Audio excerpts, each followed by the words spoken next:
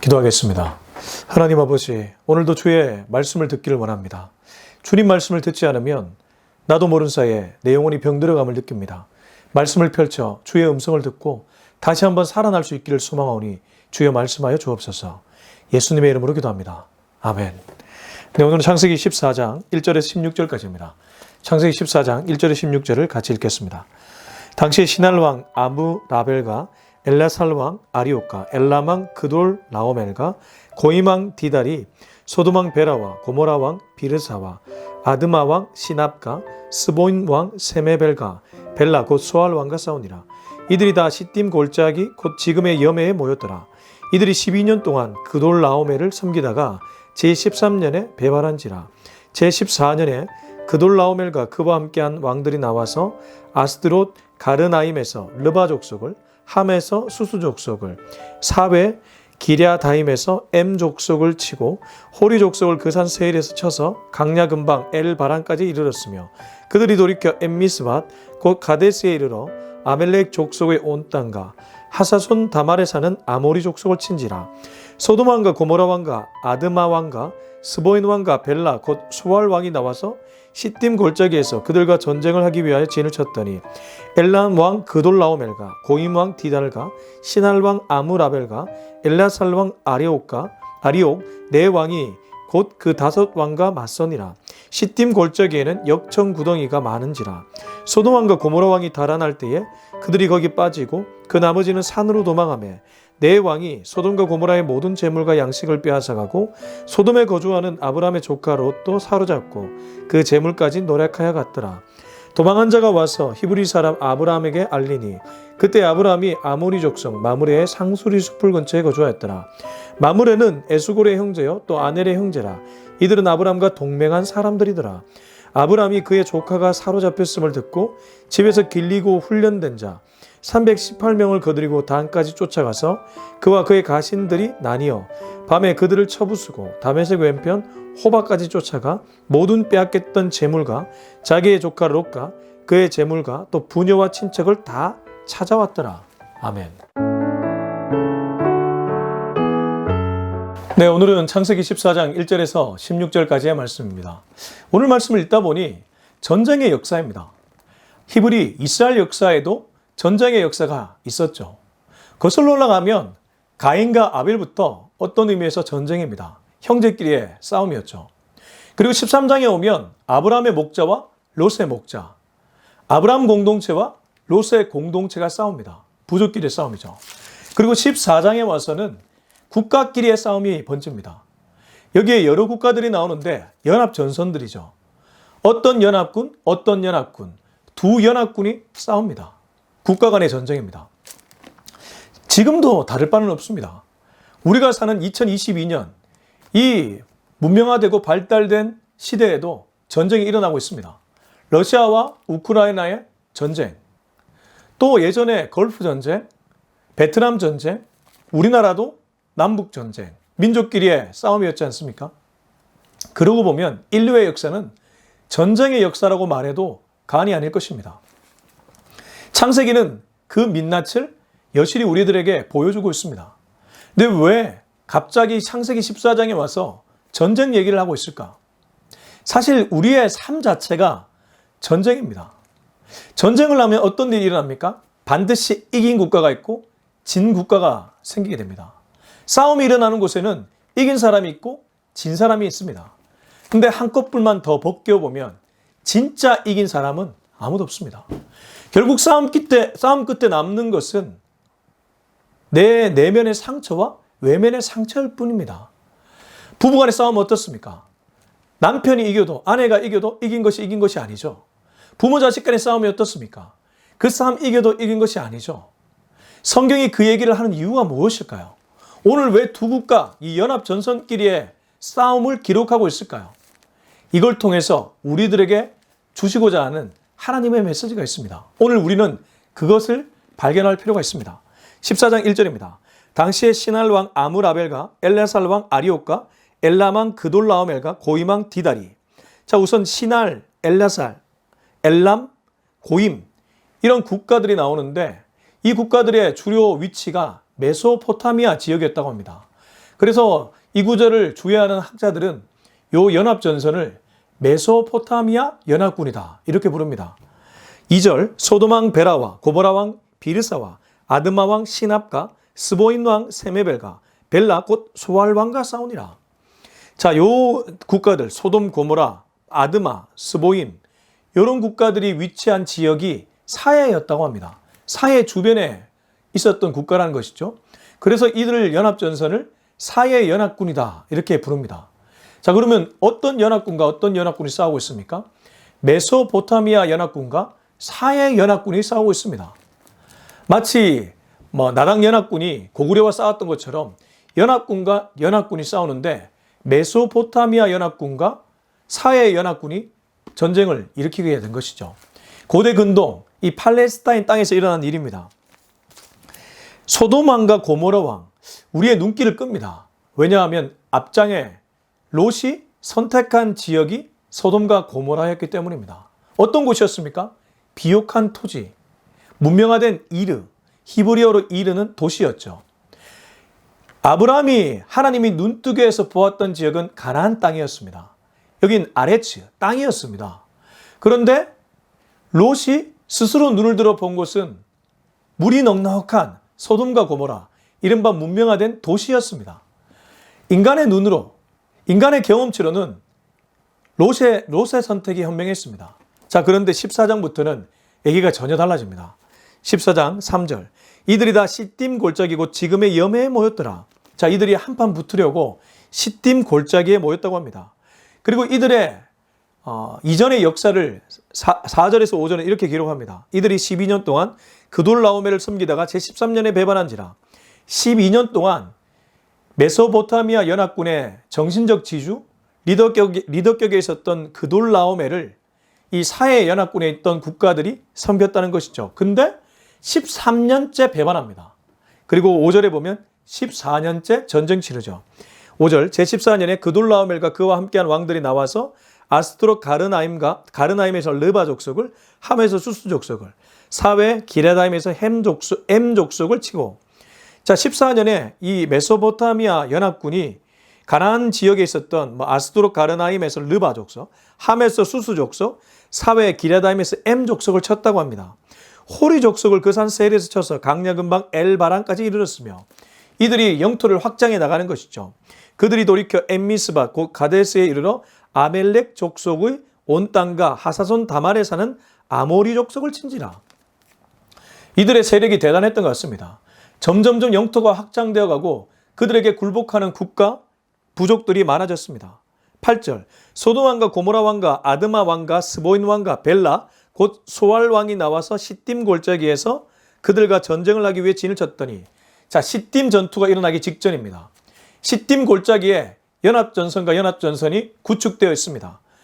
어르렁어르렁거립니다. 지금 두 국가가 서로 자기들의 힘을 겨누고 내가 이번에는 저 메소포타미아 연합군을 무찌러야지, 내가 저들의 밑에서 수치와 모욕을 경험했는데 이번에는 안갚음을 해야 되겠다, 이러한 마음으로 사해 연합군은 그런 마음을 갖고 있었을 것입니다. 10절 시딤 골짜기에는 역청구더기가 많은지라. 무언가 암시를 하죠. 시딤이라는 이 골짜기, 이 지역이 구덩이가 많은 지역이었다는 겁니다. 소돔 왕과 고모라 왕이 달아날 때에, 자 이들이 달아났다는 것은 졌다는 것이죠. 이 사해 연합군이 패배했습니다. 역시 사해 연합군이 패배했다는 것이죠. 이 10절에 보면 10절 후반절을 보면 달아날 때에 그들이 거기 빠지고 그 나머지는 산으로 도망하며, 이들의 어떤 좀 꼴이 빠지는 모습이라 될까요? 아주 면이 서지 않는 모습을 적나라하게 얘기해주고 있습니다. 이 사해 연합군의 왕들이 달아날 때 빠지기도 하고 산으로 도망가기도 했습니다. 주랭랑을 쳤다는 것이죠. 목숨을 건지기 위해서. 완벽하게 패배했다는 것입니다. 그렇습니다. 전쟁이 일어나면 패배하는 국가가 생기고 승리하는 국가가 생깁니다. 그리고 패배하는 국가에게는 엄청난 쓰라린 아픔이 기다리고 있습니다. 11절 내 왕이 소돔과 고모라의 모든 재물과 양식을 빼앗아가고, 여기 내 왕은 앞에 나왔던 9절 엘라만 그돌라오멜과 고이망 디달과 시날랑 아무라벨과 엘라살왕 아리옥이죠. 이른바 메소포타미아 연합군에 있었던 내 왕이 소돔과 고모라, 사해 연합군 중에 소돔과 고모라의 모든 재물과 양식을 빼앗아 갔다고 합니다. 이른바 전리품을 가져간 것이죠. 전쟁에서 이겼으니까 그들의 양식, 그들의 재물, 그들의 모든 것을 가져가 버립니다. 싸우고 이긴 자는 쟁취해 가지만 진 자는 다 빼앗기는 것이죠.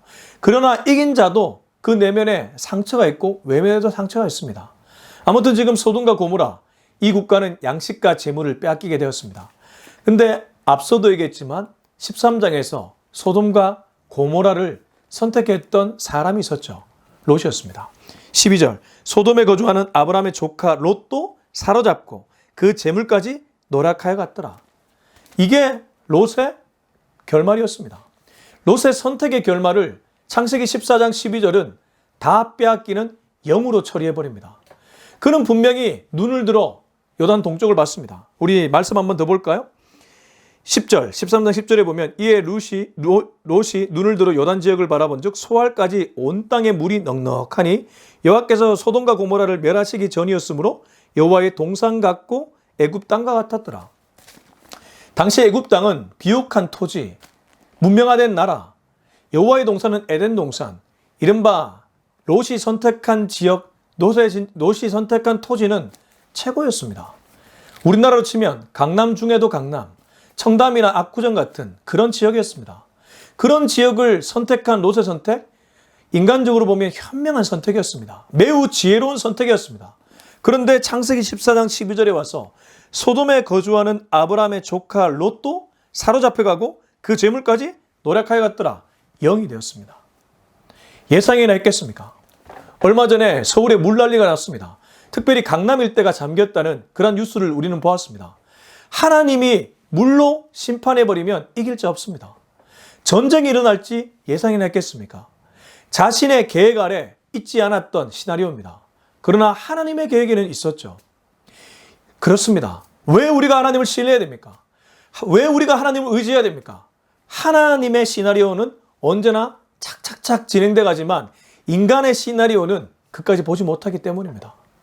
여러분, 당장의 눈앞에 바보처럼 보이는 선택이더라도 하나님이 말씀하셨고 순종한다면 그 길이 지름길입니다. 그 길에 하나님이 있기 때문입니다. 그 길에 하나님의 역사가 있기 때문입니다. 사람들은 눈앞을 멀리 보지 못합니다. 대부분의 사람들이 그렇습니다. 이 땅에 살아가는 모든 사람들이 그렇습니다. 죄의 영향 아래 있는 모든 사람들이 그렇습니다. 그렇기 때문에 우리는 하나님을 바라봐야 되고 하나님을 의지해야 됩니다. 롯은 그렇게 하지 않았고 자신을 의지했고 자신의 경험치를 의지했고 세속적 경험치를 의지했고 그렇게 선택했더니 오늘 이 결과를 맺고 있습니다. 예상이나 했겠습니까? 자, 이 뒤에 나오는 것이 우리들에게 주는 하나님의 소망과 희망의 메시지입니다. 때로 우리들도 롯처럼 살지 않고 싶지만 롯처럼 선택할 때가 있습니다. 어떤 의미에서 여호와를 모르고 살아가는 모든 이들이 그러한 선택을 하고 살아갈지도 모릅니다. 그런 우리들에게 오늘 창세기 14장 13절에서 16절은 이러한 말씀을 주고 있습니다. 도망한 자가 와서 아마도 이 싸움에서 도망한 사람이 있었겠죠. 도망한 자가 와서 히브리 사람 아브라함에게 알리니 그때 아브라함이 아모리 족속 마므레의 상수리 숲을 근처에 거주하였더라. 마므레는 에스골의 형제요 또 아넬의 형제라. 이들은 아브라함과 동맹한 사람이더라. 자, 아브라함에게 이 도망자가 와서 이 소식을 알려줍니다. 아마도 롯은 아브라함의 조카, 혈육이었기 때문에 알려줄 필요가 있었겠죠. 그리고 이것은 당시 아브라함이 꽤나 영향력이 있었던 것으로 추정되는 구절이기도 합니다. 왜냐하면 그에게 가서 알려준다면 그가 무언가 조치를 취할 거라는 그런 기대심이 있었을 것으로 보이기 때문입니다. 그때 아브라함이 아모리 족속 마므레의 상수리 숲을 근처에 거주했는데 이렇게 장황하게 그의 거주지를 소개한 것은 마므레는 에스골의 형제요 또 아넬의 형제인데 이들은 아브라함과 동맹한 사람들이라.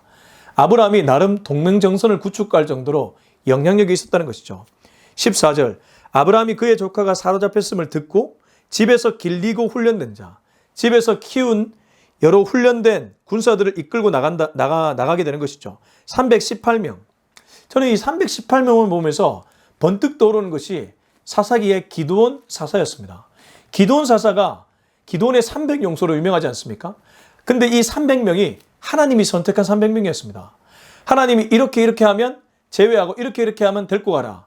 그렇게 해서 남은 자가 300명이었는데 지금 아브라함이 사사기보다 창세기가 앞에 있는 성경 아닙니까? 먼저 318명을 거느리고 단까지 쫓아갔다고 합니다. 지역적으로 단까지 쫓아가서 메소포타미아 연합군과 싸움에 들어갔다는 것이죠. 15절, 그와 그의 가신들, 아브라함과 아브라함의 가신들이 나뉘어 밤에 그들을 쳐부수고 다메섹 왼편 호바까지 쫓아가 모든 빼앗겼던 재물과 자기의 조카 롯과 그의 재물과 또 부녀와 친척을 다 찾아왔더라. 오늘의 핵심 구절은 16절 끝구절인 다 찾아왔더라.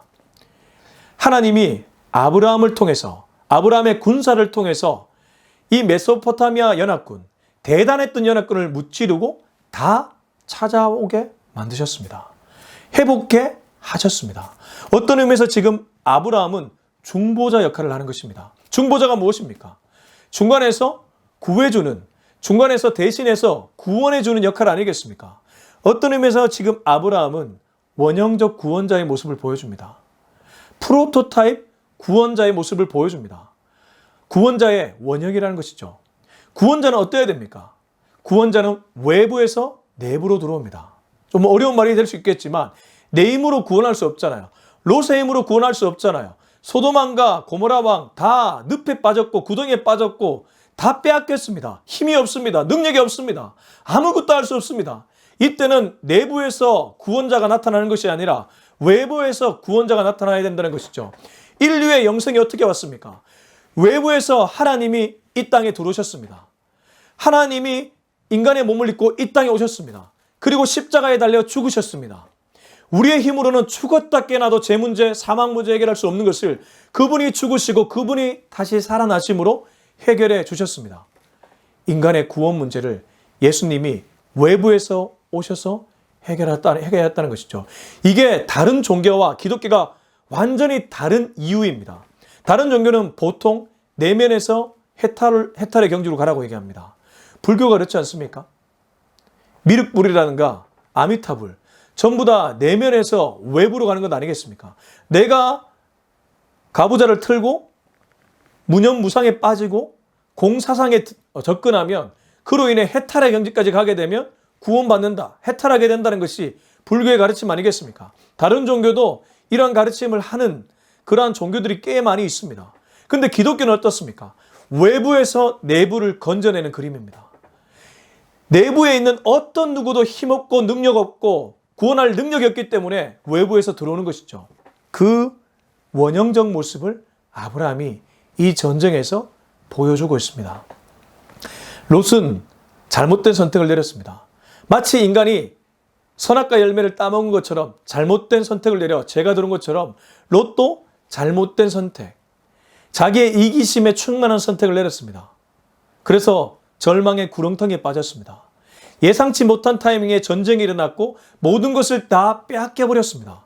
이때 아브라함이 소식을 듣고 그의 군사를 일으켜 전쟁에 나아갔고 롯과 그의 재물과 부녀와 친척을 모두 다 찾아왔다고 성경 기록합니다.